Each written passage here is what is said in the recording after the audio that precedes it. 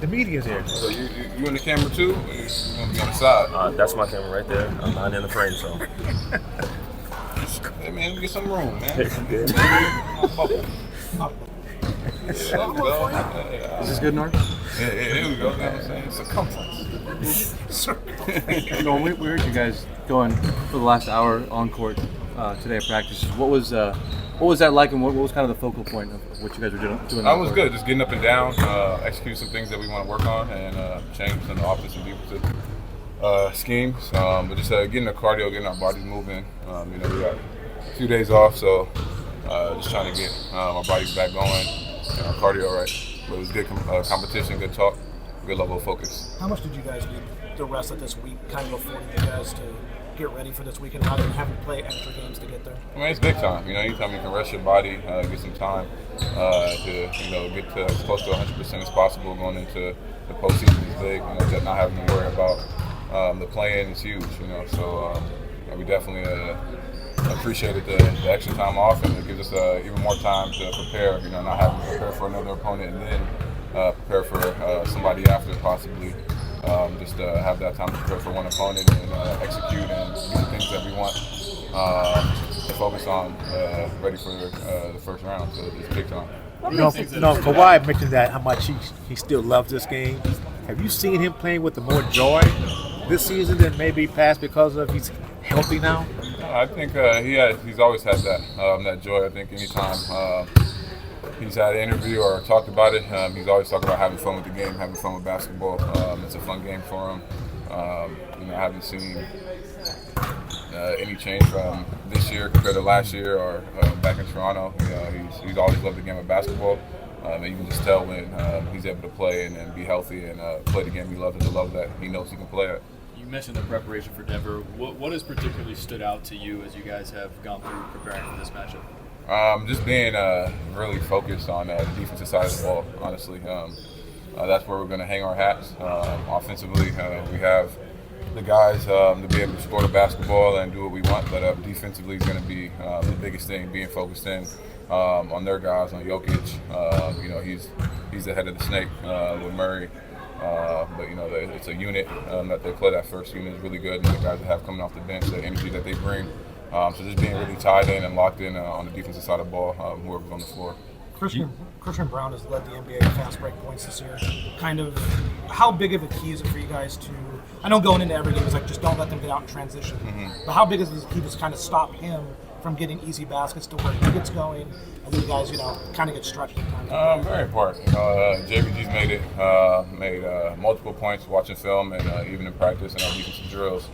Getting back in transition, getting matched up. Nobody having a matchup and really communicating and talking, so nobody is lost. They're a team that likes to throw the ball ahead. Jokic is very unselfish with the pitch aheads and finding his teammates in stride. So it's going to be all five talking and communicating.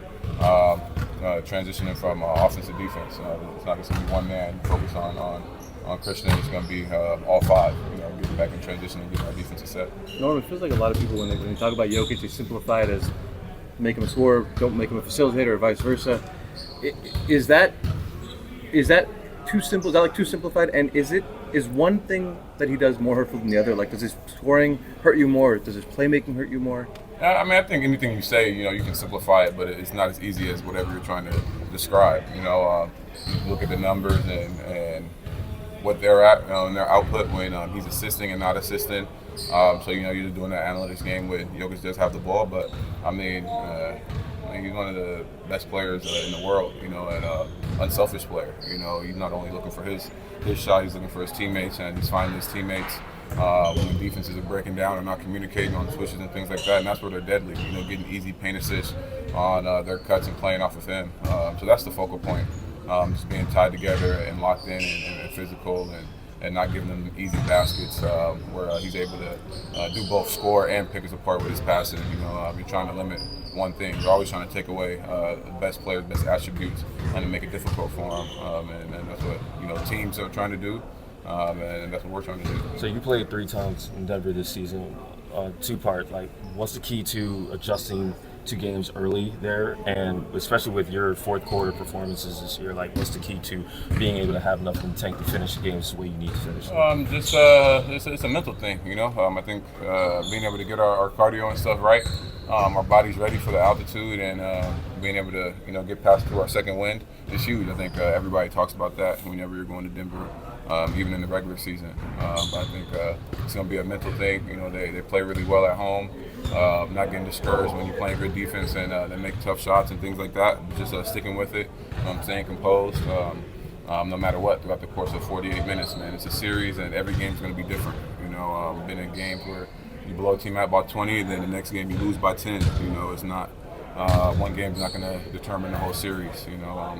It's just about us being focused and tied together, going into an environment like Denver and pulling for each other and everybody pulling the rope in the same direction. Can you talk a little bit about that mental preparation? Because obviously going to playoffs, the pressure is at a higher stake. So what do you do to get into that zone? Just having fun with it throughout the course of it, you know.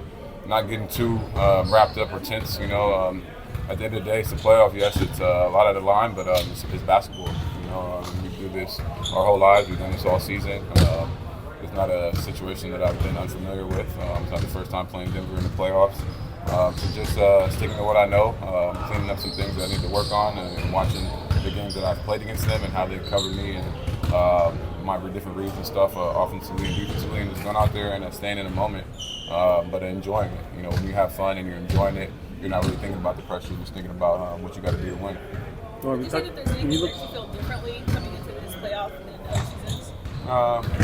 No, not really. Just that I'm older. I wish I was 4 years younger. No, not really. I mean, it's good to fully be healthy again. I think that's the biggest thing, finally getting into the postseason and being fully healthy, top to bottom, and going out there and being able to execute with the full squad. I think that's the biggest difference. When you look at this team, obviously you have a lot of elite players who can get buckets in isolation. But when you play, you also play very team ball a lot. It's not like your turn, my turn very often. So in a playoff series, how do both ways kind of help you most?